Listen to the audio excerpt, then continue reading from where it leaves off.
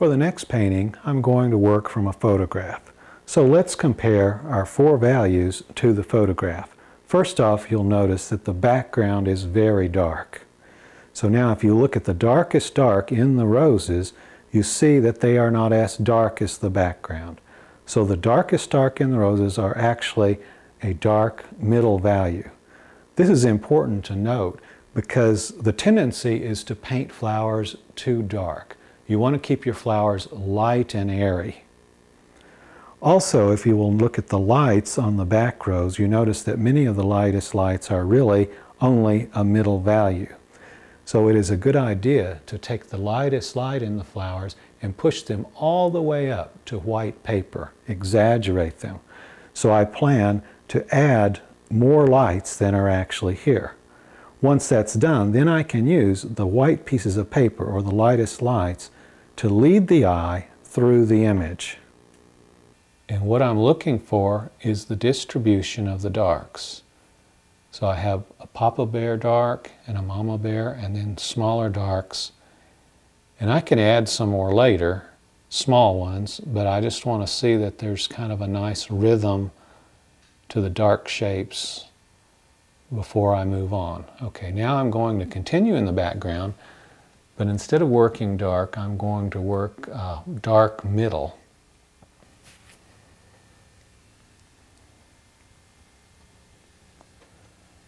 Get some little warmth in here.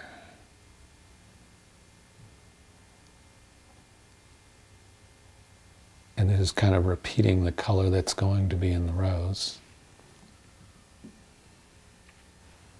Okay, let's slide in now with just the burnt orange.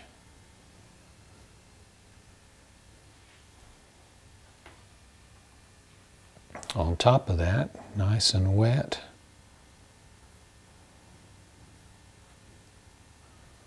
Another way to paint these petals would be to pre-wet the whole area and then add the paint into it.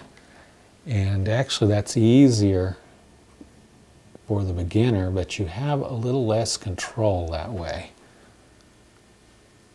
So it's kind of just something to play around with different methods of maintaining these soft edges. But the soft edges are the key. One of the things that goofs up many paintings is just to having hard edges in the wrong places. So on flowers, that's really, really important. So you like put it in and then come back and check the edge. So do I want a hard edge all the way around there? No. So while this is wet, let's just soften up a bit.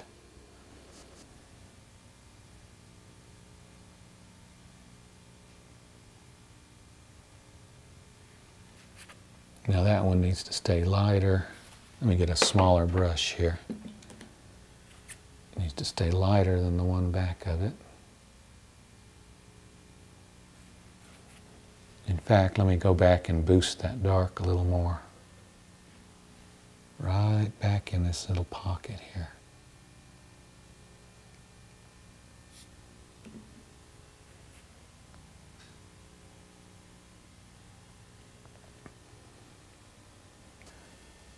Just laying some touches of green right on these edges.